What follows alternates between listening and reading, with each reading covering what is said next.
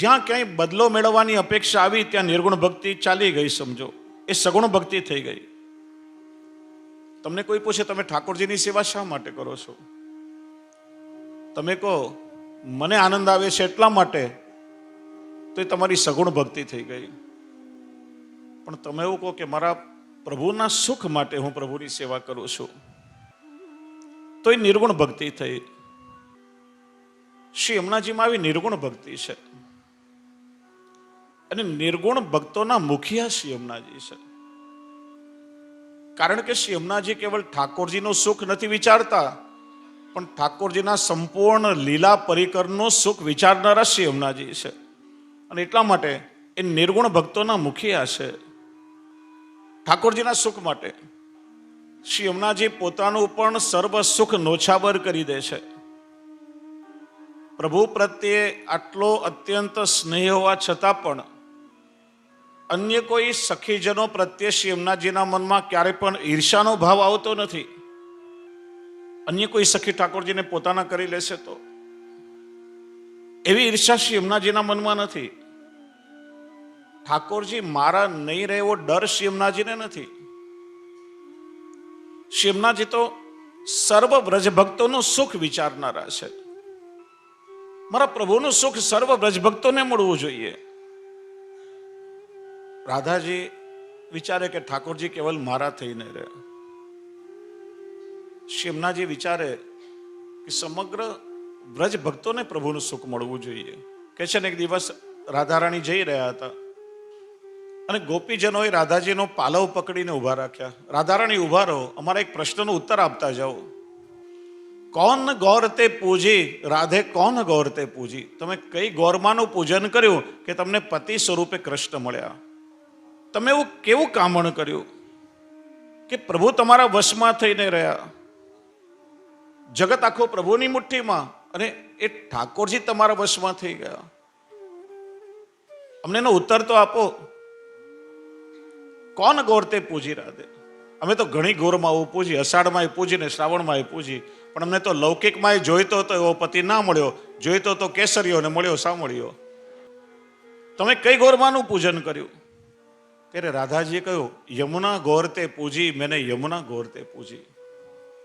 મેં શ્રી યમુનાજીનું અર્ચન કર્યું અને શ્રી યમુનાજી દ્વારા મને પતિના રૂપમાં કૃષ્ણ મળ્યા.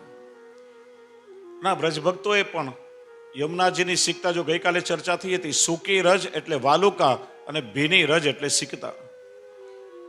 યમુનાજીને રજમાંથી કાત્યાયનીની પ્રતિમા બનાવી, શ્રી યમુનાજીનું અર્ચન કર્યું અને યમુનાજીની કૃપાથી આ વ્રજભક્તોના મનોરથ પૂરા થયા છે. એમ સમગ્ર લીલા પરિકરનું સુખ વિચારનારા શ્રી યમુનાજી છે. આ શ્રી યમુનાજીનો ગુણ છે. યમુનાજીના ગુણ એટલે યમુનાજીમાં રહેલું સામર્થ્ય. કાલે આપણે જોયું ને, મોટો ગુણ કયો? સ્વભાવ વિજયો ભવેત. મુદા પ્રસન્નતાપૂર્વક નિત્ય યમુનાજીનો પાઠ કરીએ આપણે તો આ ઉત્તમ ફળ આપણને મળે. લૌકિક આસુરી સ્વભાવ ચાલ્યો જાય અને અલૌકિક ભગવદીય સ્વભાવની આપણને પ્રાપ્તિ થાય છે. જીવની અંદર રહેલો બધો લૌકિક આસુરાવેશ છૂટી જાય, પ્રભુમાં જીવનું ચિત્ત લાગે. નંદદાસજીનો પ્રસંગ આપણે જોઈએ તો લૌકિક રૂપમાં નંદદાસજીની કેટલી બધી આસક્તિ હતી. રૂપ મંજરીની પાછળ આસક્ત બની ગયા હતા. એની બારીની સામે નીચે બેસી રહે, ન શરીરનું ભાન ન અન્ન જલનું ભાન, બસ પ્રતીક્ષા કરે કે ક્યારે રૂપ મંજરીનું મોઢું દેખાય અને એનું મુખ જોઈને પછી જલપાન કરે. રૂપ મંજરી અને એના પતિ બંને વિચારમાં પડ્યા કે આનો ઉકેલ તો શ્રી ગુસાઈજી લાવી શકે. શ્રી ગુસાઈજીને દંડવત કરવા માટે ચાલ્યા, પાછળ પાછળ નંદદાસજી ચાલ્યા છે. શ્રી ગુસાઈજી ત્યાં બિરાજે છે ચરણાર્પણ. યમુનાજીનો તટ આવ્યો. જો હજી તો કેવલ યમુનાજીના જલના દર્શન થયા છે. જ્યાં શ્રી યમુનાજીના જલના દર્શન થયા અને ત્યાં જ હૃદયમાંથી બધી કલુષિતતાઓ નીકળવા માંડી, લૌકિક વાસનાઓ શુદ્ધ થવા લાગી. નંદદાસજીનું હૃદય નિર્મળ બન્યું, ઠાકોરજીમાં લાગ્યું. શ્રી ગુસાઈજીની કૃપાથી એ અષ્ટ સખામાં એમને સ્થાન મળ્યું છે. આ શ્રી અમરેલીનો મોટામાં મોટો ગુણ છે. તો કે છે જેનો અહોભાગ્ય હોય, જે નિત્ય શ્રી યમુનાજીના તટ પર વાસ કરે છે, નિત્ય યમુનાજીનું ગુણગાન ગાય છે, નિત્ય શ્રી યમુનાજીનું દર્શન કરે છે, નિત્ય જેને યમુનાજીમાં સ્નાન કરવાનું સૌભાગ્ય મળે છે, નિત્ય જે શ્રી યમુનાજીનું પાન કરે છે, એને શ્રી યમુનાજી શું આપે? કાલે પણ આપણે એનું દર્શન કર્યું કે યમુનાજી કૃપા કરે તો એને શું મળે? તનુ નવત્વ મેતાવતા. શ્રી યમુનાજી કૃપા કરી એને તનુ નવત્વનું દાન કરે છે. અને આ પુષ્ટિ ભક્તિ માર્ગમાં તનુ નવત્વ એ બહુ મોટું અલૌકિક સામર્થ્ય છે. શરીર તો બહારથી આનું આ જ દેખાય, શરીરની બાહ્ય રચનામાં કોઈ ફરક ન પડે, પણ જ્યારે શ્રી યમુનાજી કૃપા કરે ત્યારે આ દેહની બધી લૌકિકતાઓ ચાલી જાય અને આપણા દેહની અંદર અલૌકિકતા પ્રગટ થઈ જાય, જીવમાં અલૌકિક સામર્થ્ય પ્રગટ થઈ જાય. જો નવતનુત્વ નથી કહ્યું, જુદું શરીર ધારણ નહીં, જો આ જ ભક્તિ માર્ગીય મોક્ષ છે. અને એ ભક્તિ માર્ગીય મોક્ષ યમુનાજીની કૃપાથી મળે છે. જ્ઞાન માર્ગનો મોક્ષ જુદો અને આ ભક્તિ માર્ગનો મોક્ષ જુદો. જ્ઞાન માર્ગનો મોક્ષ ક્યારે મળે? મોક્ષ એટલે ખબર છે ને? હા કે ના? કેટલા પ્રકારના મોક્ષ છે? આમ તો 4 પ્રકાર છે, ભાગવતજીમાં 5 પ્રકાર બતાવ્યા છે.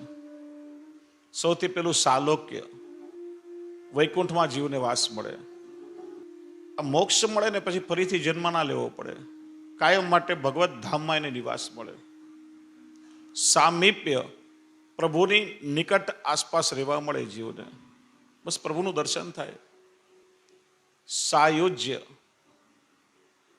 ભગવાનના અંગમાં કોઈ આભૂષણ કે પ્રભુના અંગમાં જીવ વિલીન થઈ જાય, સિંધુમાં બિંદુ સમાઈ જાય. સારૂપ્ય, ભગવાનના જેવું ચતુર્ભુજ સ્વરૂપ એને મળી જાય અને પછી એને પૂજાવા મળે. પેલો પ્રસંગ આવે છે ને ચાચારી વંશજીનો. દક્ષિણ તરફ ગયા અને દક્ષિણના એ ગામના રાજા હતા ને ચાચા હરિવંશજીના સત્સંગી હતા. એમને ત્યાં રોકાયા, સત્સંગ કર્યો. એ રાજાને ત્યાં ચતુર્ભુજ નારાયણજીનું સ્વરૂપ સેવામાં બિરાજતું હતું. સવારે સેવા પહોંચી, ચાચા હરિવંશજીને કહ્યું, ચાચાજી મારા ઠાકોરજીના દર્શન કરવા માટે પધારો. ચાચા હરિવંશજીએ એ ઠાકોરજીના દર્શન કર્યા, એમનાથી સહેજ હસી જવાયું. અને ઠાકોરજીને જોઈને ચાચા હરિવંશજી હસ્યા, રાજાને ગમ્યું નહીં. પૂછ્યું, ચાચાજી કહો તમે હસ્યા કેમ? કે ના પૂછે તો વધારે સારું, તને ગમશે નહીં. ના, મને કહેવું તો પડશે. ચાચાજીએ કહ્યું, આ તમારા ઠાકોરજી છે ને મારા શ્રીનાથજી બાબાના ધોબી છે. ને રાજાને બિલકુલ ના ગમ્યું. આ શું કહો છો? આવું કેમ કહો છો? ચાચાજી કહ્યું, જો એ ગામમાં શ્રી ગુસાઈજી પધાર્યા, શ્રીજી બાબાના વસ્ત્રો ધોબીને ધોવા માટે સેવા આપી. એ ધોબી એટલા સ્નેહથી, કોમળતાથી પ્રભુના વસ્ત્ર ખાસા કરે, જેને સાક્ષાત પ્રભુના શ્રીઅંગને સ્પર્શ કરતો હોય એ ભાવથી વસ્ત્ર ખાસા કરે, એટલા કોમળતાથી સ્પર્શ કરે. શ્રી ગુસાઈજી ત્યાં પધાર્યા. આ ધોબીનો ઉત્તમ ભાવ એને જો કે પ્રભુના અંગીકાર કરેલા વસ્ત્રો છે, સાક્ષાત ભગવદ રૂપ છે. અને આ ભગવદ રૂપતા ધોબીએ જાણી, સાક્ષાત ભગવત સ્વરૂપ માનીને કેટલા ભાવથી સ્પર્શ કરે છે. શ્રી ગુસાઈજી પ્રસન્ન થયા. માગ, તારે શું જોઈએ છે? એનો અધિકાર, મહારાજ મને સારૂપ્ય મુક્તિ આપો. શ્રી ગુસાઈજીએ કહ્યું, તથાસ્તુ. અને એ ધોબે આ ચતુર્ભુજ નારાયણનું સ્વરૂપ લઈ અને તમારે ત્યાં સેવા સ્વીકારી રહ્યો છે. આ છે સારૂપ્ય મુક્તિ. કોઈ પણ ભગવદ વિગ્રહના રૂપમાં એને પછી પૂજાવા મળે. અને ભાગવતજીમાં 5મો પ્રકાર બતાવ્યો છે સાર્ષ્ટી. તૃતીય સ્કંદમાં કપિલદેવજી કહે છે, સાર્ષ્ટી એટલે ભગવાનના સમાન અપાર વૈભવ મળે. પણ આ કોઈ પણ મુક્તિ એવી નથી કે જેમાં ભગવત સ્વરૂપાનંદનો અનુભવ થઈ શકે. કાલે થોડી ચર્ચા થઈ હતી, થોડું વિસ્તારથી સમજાવું. મુક્તિનો અર્થ એ થાય કે જન્મ મરણના દુઃખમાંથી નિવૃત્તિ. આત્મા શરીર છોડી અને બ્રહ્મમાં વિલીન થઈ જાય, એનું નામ છે મુક્તિ. આત્માથી જ કેવલ અનુભૂતિ થાય. શરીર તો પંચમહાભૂતમાં વિલીન થઈ જાય.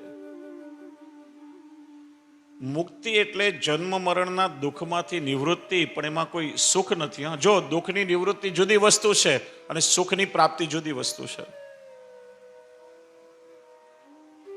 3-4 દિવસથી તમે ભૂખ્યા હો, કકડીને ભૂખ લાગી હોય અને કોઈ રૂખો સૂખો રોટલો કે ખીચડી પણ ખાવા માટે આપે ને, તો તમારા ભૂખનું દુઃખ દૂર થાય, પણ તમારા ભોજનને તમે એન્જોય ન કરી શકો, જમવાનો આનંદ ના લઈ શકો.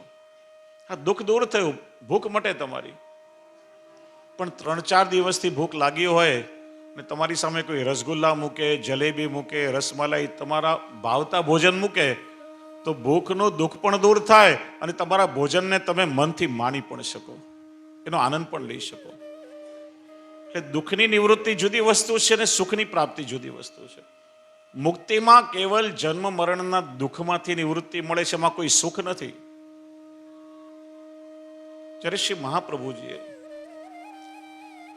કૃપા કરીને એવો માર્ગ બતાવ્યો કે પ્રભુની અનુભૂતિ કરવા માટે એ મુક્તિ મેળવવાની જરૂર નથી. પ્રભુના ચરણોમાં સર્વસ્વ સમર્પણ કરી, ભગવદ આશ્રય કરી, પ્રભુની સેવા કરતા કરતા શ્રી યમુનાજીની કૃપાથી જ્યારે તનુ નવત્વની પ્રાપ્તિ થાય, તમારો દેહ અલૌકિક બની જાય, તો આ જ નેત્રથી, આ જ શરીરથી તમને પ્રભુના સ્વરૂપના દર્શન થઈ શકે. આ જ નેત્રથી સાક્ષાત લીલાના દર્શન થાય. આ જ કાનથી તમે ઠાકોરજીનો વેણુ નાદ સાંભળી શકો. આ જ હાથથી તમે ઠાકોરજીની મુખારવિંદમાં આરોગાવી શકો. આ જ શરીરથી પ્રભુની પ્રત્યક્ષ અનુભૂતિ, જેને ભક્તિ માર્ગમાં રસાનુભૂતિ કહે છે. કાલે સાંભળ્યું ને, સેવાનું પરમ ફલ એ જ ભગવદ રસાનુભૂતિ છે. એ ક્યારે થાય કે જ્યારે જીવને તનુ નવત્વની પ્રાપ્તિ થાય. આ દેહ જ્યારે અલૌકિક બને, બધા લૌકિક દોષો આ દેહના ચાલ્યા જાય શ્રી યમુનાજીની કૃપાથી, અને એ તનુ નવત્વની પ્રાપ્તિ થાય, ત્યારે આ જ દેહથી આપણને સાક્ષાત પ્રભુનો રસાનુભવ થવા લાગે. એ મોટો ગુણ શ્રી યમુનાજીનો છે. નામ રૂપ ગુણ અનંત ગુણ ભૂષિતે શિવ વિરંચી દેવ વસ્તુતે. એવા તો અનંત ગુણ શ્રી યમુનાજીમાં બિરાજે છે. અને લીલાનું જો ચિંતન કરીએ તો શ્રી યમુનાજી પ્રભુની પ્રત્યેક લીલાના સાક્ષી છે. શ્રી યમુનાજી વગર ઠાકોરજી કોઈ પણ લીલા કરતા નથી. જલ વિહાર લીલા હોય, સ્થળ વિહાર લીલા હોય, નિકુંજ લીલા હોય, વન વિહાર લીલા હોય, જ્યાં જ્યાં ઠાકોરજીને લીલા વિહાર કરવો છે, એ પ્રભુની લીલાઓ માટે લીલા સામગ્રી શ્રી યમુનાજી સિદ્ધ કરી આપે છે. સદાય પ્રભુની લીલામાં શ્રી યમુનાજી સહાયક છે અને પ્રત્યેક લીલાના સાક્ષી છે. આવા પરમ કૃપાળુ શ્રી યમુનાજી છે. તો નામ રૂપ ગુણ અને શ્રી યમુનાજીની લીલા